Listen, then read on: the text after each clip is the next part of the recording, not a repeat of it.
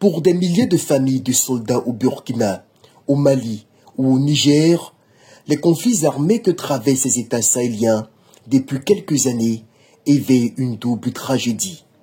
Celle du traumatisme de la guerre, mais encore plus de la douleur incommensurable d'avoir perdu des êtres chers sans jamais pouvoir les porter un jour sous terre. Depuis le braquage du pouvoir par ces militaires suscités par la nébuleuse néocolonialiste russe-africaine, interdit pour les familles de chercher à en savoir plus sur les sorts de leurs proches disparus au combat.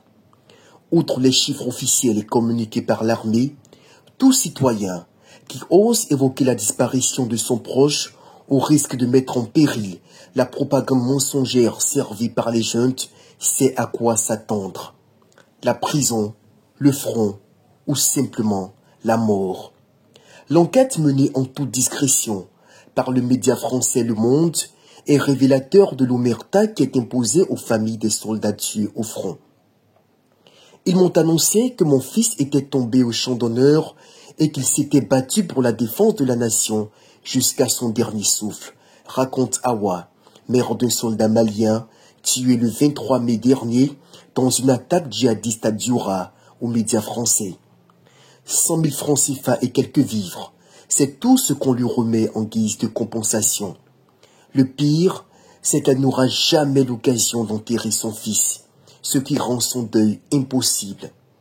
Officiellement, l'attaque ne s'est jamais produite, puisque la presse officielle n'en parle pas. Il faut s'en tenir là.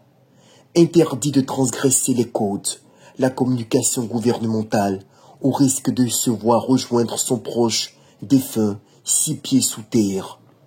Tant au Burkina, au Mali et au Niger, elles sont des milliers.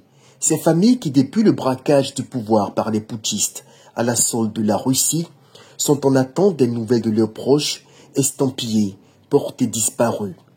À force de s'obstiner, à dissimuler les échecs retentissants, des milliers de soldats sont enterrés en vrac, à la hâte, en catimini, parce que personne ne doit savoir que les larrons en treillis, au service du néocolonialisme, ne veulent surtout pas assumer leur incompétence.